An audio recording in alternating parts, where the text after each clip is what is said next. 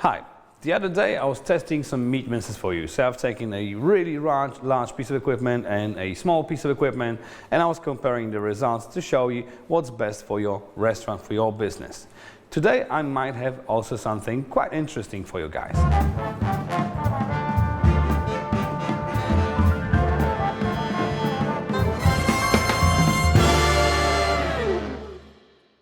On my workbench today I have a burger press machine from Royal Catering. You can get them in Royal Catering in three different sizes, which is 20 centimeters, 10 centimeters and 13 centimeters for respectively around 200 grams of meat, 100 grams of meat and 150 grams of meat.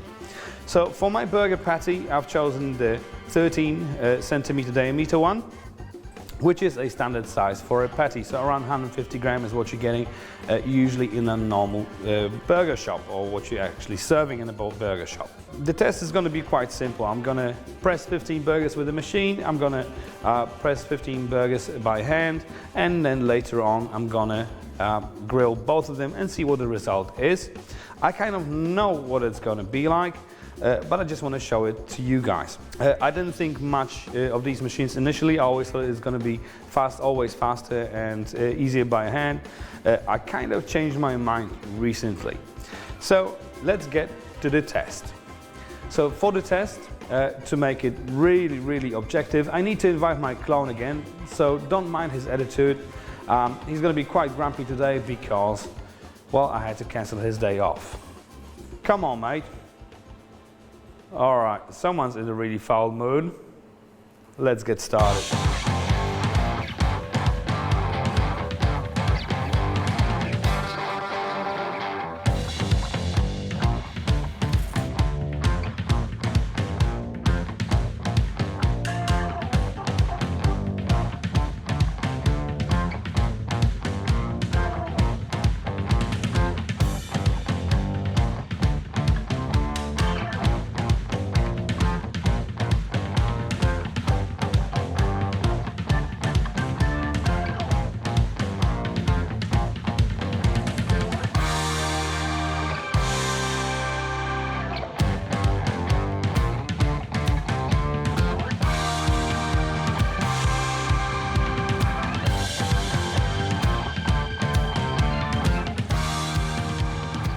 Alright, so now let's have a closer look what we have here. So on my right hand side is the patty from the burger press. On the left hand side I have a patty done by the hand. Obviously you see some differences. The one from the machine is flat, is uniform, it has one thickness all across its surface, and it's very regular in shape. The one pressed by hand, well, it's quite irregular, it's kind of thicker. Of course you can press it thinner, and I probably will on the grill, just press it a little bit. But then again, if you do it by hand, it is more likely for the patty to fall apart. So you probably leave it at this thickness.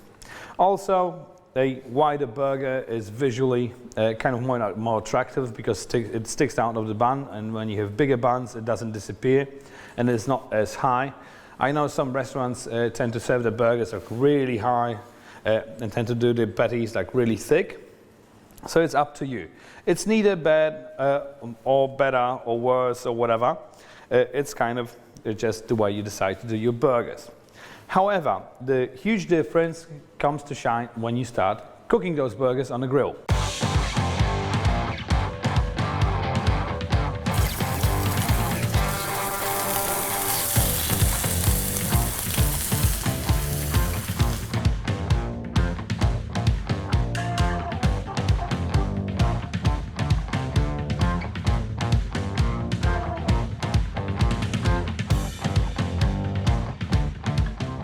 Alright, my burgers are off the grill. They both had 4 minutes total, so 2 minutes on each side. So let's have a closer look what we have here.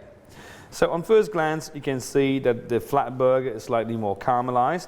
Thicker burger is slightly less caramelized. That's because there's like more weight to it. Because of the thickness it still keeps a steady temperature, whereas the flatter burger, well, it gets quickly caramelized because there's less, more surface, less weight, less moisture, and so on.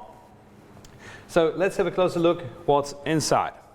Already by just the looks of it, you can see that in a thicker burger, after 4 minutes, there's still kind of like raw meat inside. Whereas with a flat burger, well, as you can see, it's well done. First of all, the flat burgers will cook much faster, which is obvious because they're flat and they're thinner. And the fat burger, well, it's raw. And believe me, in Europe it is a thing. Well, I still believe, like, if you trust your meat, you can serve your burgers just like steaks in different temperatures, different doneness stages. The advantage of a pressed steak is you can control the time. You can actually time your steak while the burger, and you can give it exactly 1 minute on each side, and you know it's going to be like perfect pink in the middle, but still like cooked properly and coated properly. Thicker burgers, done by hand, well, it's a bit of a guessing game. But in a professional environment, especially when you're doing hundreds and hundreds of burgers, you probably save 10 to 12 to 15 seconds on each side, so like half a minute on each burger. So whatever you lost on pressing them, you will actually gain on grilling them. If you want uniform results, I'll still do machine, even though you're doing only 30, 40 burgers a week. If you work in a burger shop, however, and you're doing like hundreds or 200 burgers a day, well, that actually makes a difference, because then you actually can time yourself. You know exactly how much time your burger is going to need on the grill. That's pretty much the result. Let me just repeat, you can get them in 3 different sizes, 10, 13 and 15 centimeters in diameter. Okay, so that's basically it for now. Next time we're going to do a performance test. We're going to compare a flat top grill with a contact grill. I've seen people are using both, so let's see what makes actually the difference. For now, if you like the video, hit the like button. If you want to stay up to date with our latest productions, hit subscribe. I thank you guys for watching, and I see you next time.